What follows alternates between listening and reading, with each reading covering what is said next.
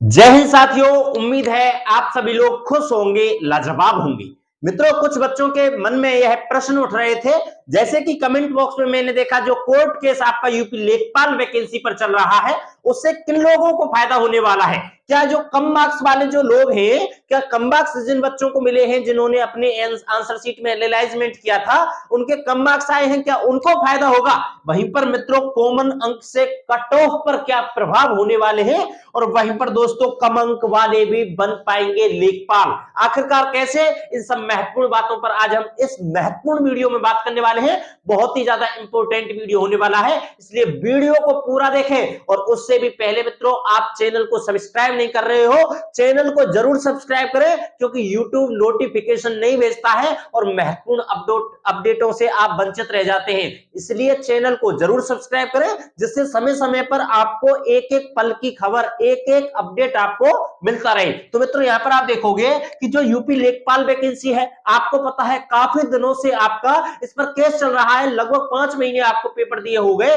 लेकिन अभी तक रिजल्ट का कोई भी नामो निशान नहीं है। आपके इस भर्ती पर बहुत लंबे समय से आपका केस चल रहा है, लेकिन उस केस का जब आपका डिसीजन आएगा, यानी कि आप देख रहे हो अब यह केस सॉल्व होने को जा रहा है। आपकी एक 18 जनवरी की तारीख है, उसी के बाद आपकी हियरिंग 25 जनवरी की है। लगभग 25 जनवरी को यह भर्ती केस से निपट जाएगी, लेकिन उसके बाद यहां पर कोर्ट केस से किसको फायदा होने वाला है? क्या कम मार्क्स वाले बच्चों को फायदा होने वाला है? हाँ, बिल्कुल सही सुन रहे हो आप, पूरा एनालाइज करके आए हैं, ध्यान दीजिएगा, बहुत ही महत्वपूर्ण बात है। कम मार्क्स वालों को कैसे फायदा होगा? सबसे बड़ा प्रश्न तो यह है ना, तो मैं आपको बता देता हूं। आपके लगभग 12 क्वेश्चनों पर जो रेट डाली गई थी, आपके 9 जनवरी को 5 क्वेश्चनों पर थी, उनको कम करते करते लगभग 7 क्वेश्चन हो गए हैं दोस्तों। तो मैं आपको बता देता हूं, अगर यहां पर 7 प्रश्नों में से, मान लीजिए टोटल 7 प्रश्नों में से अगर आपको 3 अंक भी फ्री में मिलते हैं, यानी कि 3 प्रश्नों पर भी बदलाव किया जाता है, और यह ऐसा लग रहा है कि 3 प्रश्नों का जो आपका डिसीजन है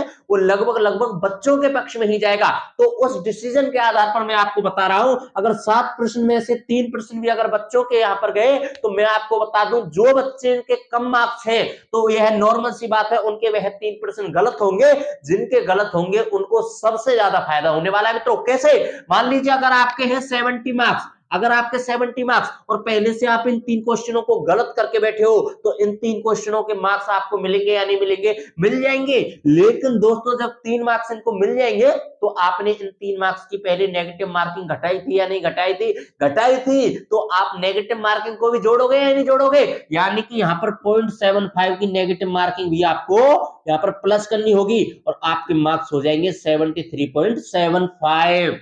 तो बताइए यहां पर आपको फायदा हुआ नहीं हुआ? अब जिन बच्चों के यह प्रश्न गलत थे, उनको ज्यादा फायदा होने वाला है, लेकिन जो बच्चे इसको करके ही नहीं आए थे, तो उन्होंने तो अटेम्प्ट ही नहीं किया था, इसलिए उन्होंने नेगेटिव मार्किंग नहीं घटाई होगी, और नेगेटिव मार्किंग नहीं घटाई होगी, तो बताइए उनके कितने मार्क्स हुए? 73। तो उनको इनसे थोड़ा सा कम फायदा होने वाला है। लेकिन जो बच्चे इनको करके आए थे, और हमारे तो सही थे, हम तो इंटेलिजेंट बच्चे हैं, हम तो होशियार बच्चे हैं, तो बताइए उनके 70 मार्क्स के 70 ही रहेंगे, क्योंकि पहले वह उनको जोड़ चुके हैं। तो यहां पर आप देख सकते हो ना, कम मार्क्स वालों को फायदा हो रहा है, यानी कि अगर कोई भी कॉमन अंक मिलता है, तो जिनके कम मार्क्स है उनको फायदा होगा मित्रों, क्योंकि अगर वह क्वेश्चन को गलत करके आए होंगे तो। लेकिन वहां पर उन बच्चों को भी फायदा होगा जिनके ज्यादा मार्क्स है, लेकिन उन प्रश्नों को गलत करके आए। यानी कि कहने का मतलब यह है, जो बच्चे गलत करके आए थे प्रश्नों को, उनको ज्यादा फायदा होने वाला है।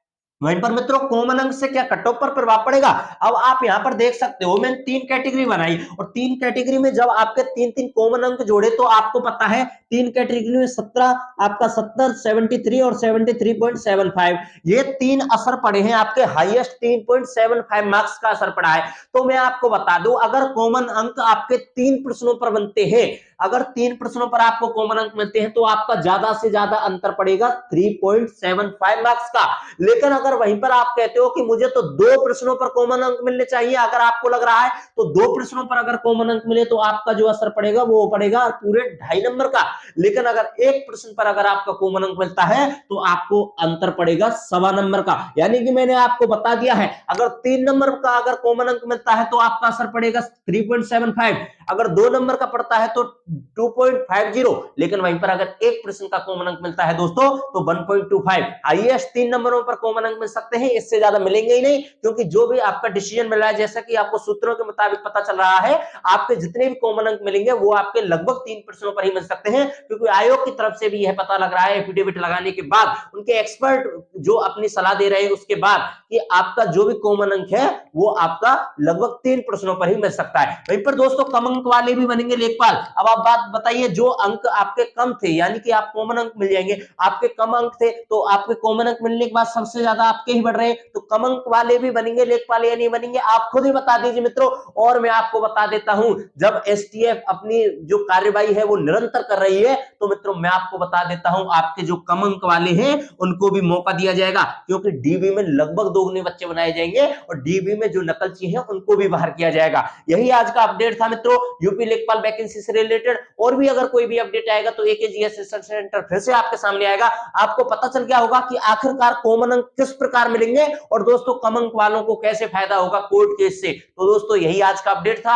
आगे और अपडेट जानने के लिए चैनल को जरूर सब्सक्राइब करें, जिससे आगे भी आपको छोटे से छोटे अपडेट हमेशा पता चलते रहे। तो मिलेंगे ऐसी ही एक इंफॉर्मेटिव वीडियो के माध्यम से नेक्स्ट वीडियो में। जय हिंद, जय भारत।